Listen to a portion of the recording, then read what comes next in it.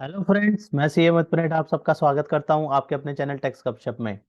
अब जैसे कि हम सब जानते हैं, इनकम टैक्स में न्यू रिजीम जो है उसको डिफॉल्ट कर दिया गया है। अब न्यू रिजीम जो है वो ऑटोमेटिकली आपका सिलेक्ट हो जाएगा। अगर आपको स्विच करना है ओल्ड रिजीम में तो आपको अकॉर्डिंगली स्विच करना होगा। जैसे पहले ओल्ड रिजीम डिफॉल्ट था, अब न्यू रिजीम डिफॉल्ट है। अगर आपको पहले क्या होता था, ओल्ड रहता था, न्यू में जाना है तो स्विच करना होता था, फॉर्म फाइल करना पड़ता था, 10 आई भरना पड़ता था।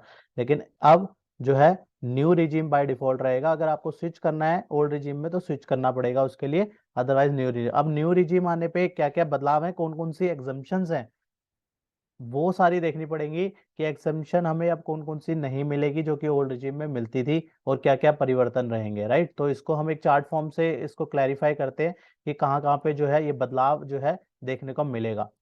तो इसको अगर हम कहें, तो अगर हम इसको कहें एज अ कंपैरिजन, ये क्या है, बेसिकली एक कंपैरिजन बन के आता है ऑफ डिडक्शन और एग्जम्पशन। किसके बीच में, अगर न्यू और ओल्ड के बीच में, न्यू रिजीम और ओल्ड रिजीम के बीच में क्या क्या फर्क आएगा। ओल्ड रिजीम में हमारा 5 लाख का लिमिट रहती थी, अब जो है वो जो है न्यू रिजीम में क्या रहेगी, 7 लाख की रहेगी। स्टैंडर्ड डिडक्शन दोनों में कॉमन है, पहले जो है हमारी न्यू रिजीम में रहती थी, ओल्ड में नहीं रहती थी, लेकिन अब जो है दोनों में है।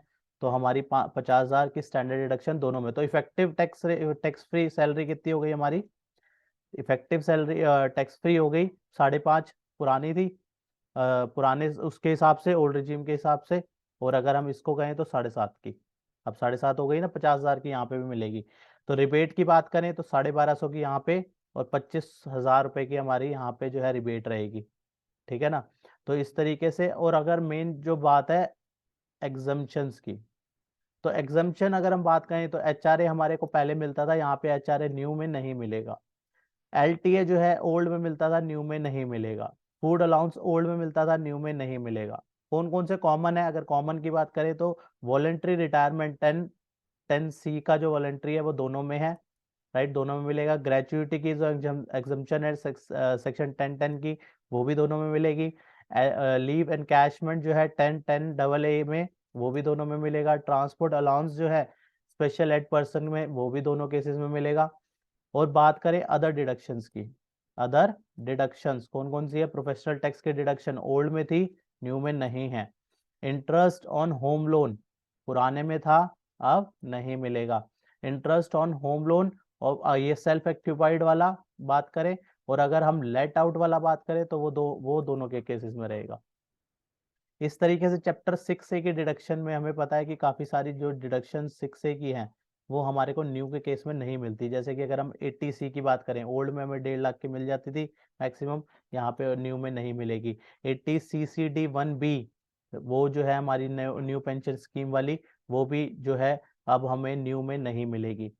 और इसके बाद 80CCD जो है वो दोनों में रहेगी। ठीक है, उसमें कोई चेंज नहीं है। 80D की बात करें तो ओल्ड में थी, न्यू में नहीं है। 80E भी जो है ओल्ड में थी, न्यू में नहीं है। 80EE interest on electric vehicle loan, ये भी जो है न्यू में नहीं मिलेगा। डोनेशन टू पॉलिटिकल पार्टी अगर हम, और ट्रस्ट वगैरह 80G की जो रहती हैं वो भी जो है न्यू में नहीं मिलेगी।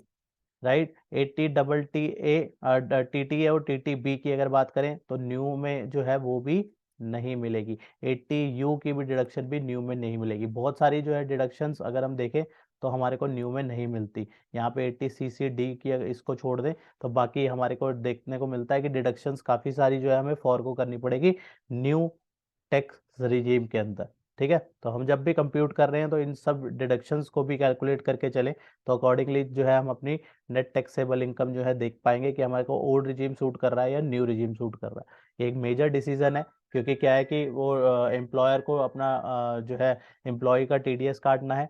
तो अकॉर्डिंगली वो जो है पहले ही एम्प्लॉय आप बता के चलिए कि आपको न्यू रिजीम में जा रहे हैं, आप ओल्ड रिजीम में जा रहे हैं, तो अकॉर्डिंगली जो है एम्प्लॉयर जो है उसको उसके हिसाब से जो है टीडीएस की डिडक्शन करेगा। तो ये एक इम्पॉर्टेंट जो है एक ओवरव्यू लेके चलना था कि हमारा old regime versus new regime में क्या क्या बदलाव करे गए हैं। तो इसी के साथ आज की डिस्कशन को क्लोज करते हैं, मिलते हैं नेक्स्ट वीडियो में नेक्स्ट टॉपिक के साथ। टिल देन बाय बाय, जय हिंद जय भारत। होप आपको ये इन्फॉर्मेशन पसंद आई होगी, तो इसे लाइक कीजिए, शेयर कीजिए। रेगुलर अपडेट्स के लिए आप हमारे चैनल को सब्सक्राइब करें। नोटिफिकेशन बेल आइकन को प्रेस करना ना भूलें। ताकि जैसे ही नया अपडेट डालें आपको वो इमीडिएटली मिल जाए। Thanks for watching.